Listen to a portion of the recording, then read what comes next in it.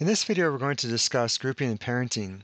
Grouping and parenting allows you to organize objects in such a way that you can move them or rotate them or scale them as a single unit. Now, you can do that with Shift Select also, but you have a slightly different result. For example, in this scene, I have 3 primitive spheres. You can see that those spheres are listed in the outliner, which is already open. Now, if I Shift Select those spheres and go to the Rotate tool, which is already selected in this case, I can rotate them all at the same time. However, when I do rotate them, they rotate like wheels. In other words, they rotate around their own central pivot point. Now, what I can do instead is group them together to get a different result. To group objects together, all you have to do is select them and choose Edit Group. Since these are already selected, I can go straight to Edit, Group. So I'll click that, and now they're grouped together. One indication that they're grouped together is the fact that they're all green right now. The other is there's a brand new group node in the outliner. It says Group 1 right here. And the group nodes are represented by tiny trapezoidal shape icons. Now, the spheres are no longer visible at this point. They're still there, they're just hidden. They're actually children of that group. In other words, they're underneath that group. There's a little plus sign beside the group which I can click. If I click that, it reveals the group's children. And in fact, the children are the 3 spheres. And you'll see it's a bit of an outline tree right here. You can see the group is at the top, and the spheres are below and indented. The spheres are children in this case, and the group is the parent. So the parent is above the children. And what this is a hierarchy. Now, you might remember when we brought up the hypergraph window before, we brought it up in the hierarchy mode.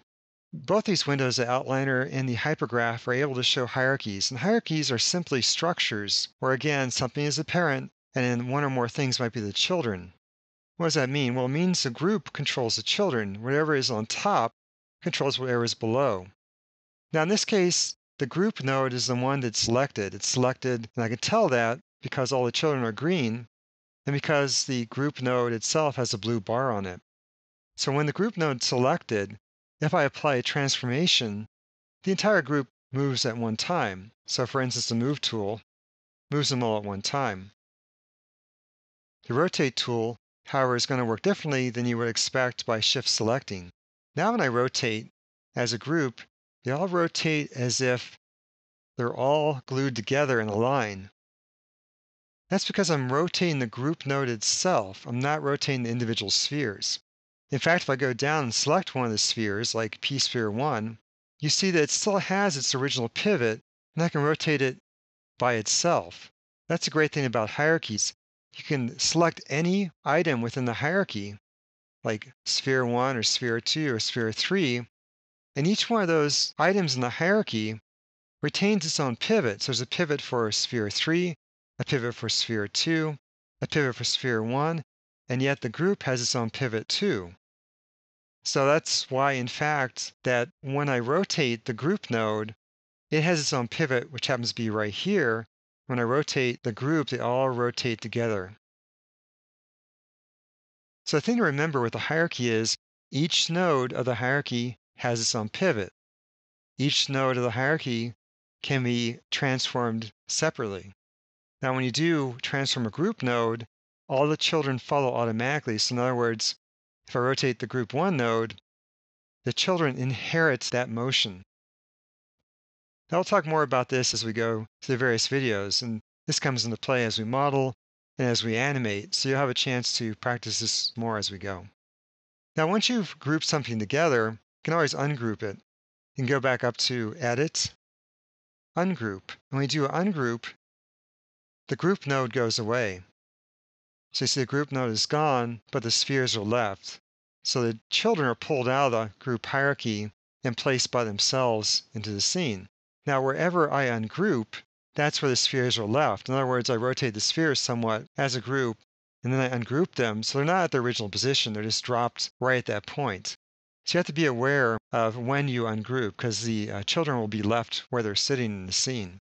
Now let's go back and group them again. I want to talk about the pivot a little bit more, because you do have a pivot for the group node. There's a way to determine where that is. So I'll go back up to Edit, Group.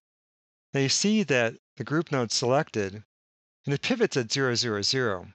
That's the default position the pivot is placed, at 0, 0, 0 in world space. In other words, 0, 0, 0 in the 3D space. It's not going to be the center of any particular sphere. By default, it's just at that point on the grid, 0, 0, 0. So when I rotate them now, that's why they have a kind of a wobbly look as they rotate. Now you can choose where the pivot is. In fact, the group tool has an option for that. So what I'll do is I'll go back to ungroup to undo the group. And now I'll go back to edit group one more time. However, this time I'm going to go to the option box on group. So option box. Here are the options for the group. Now by default, the group pivot is set to origin. And the origin is another name for the 0, 0, 0 point. So if I say origin, that's a 0, 0, 0 point in 3D space. However, you can also choose center. If you choose center, the pivot for the group is placed at the volumetric center of all the objects. So let's try that. We'll try center. And so you see the center pivot point is in the center of that entire cluster of objects. Where the volumetric center is, that's where the pivot is.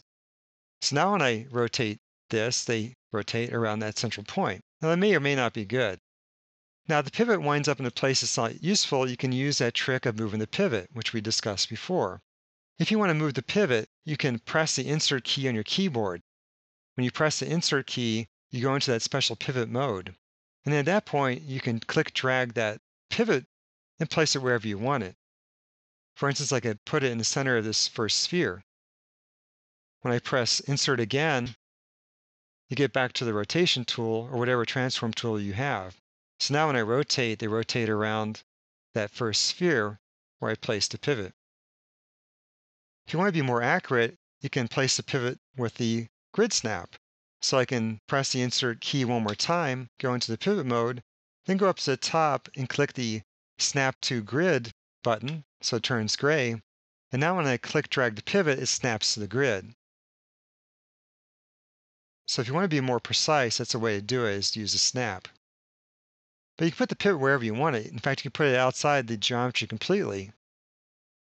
So maybe I want the pivot there. I'll turn off the snap button, press insert again on the keyboard, and now I can rotate from that point.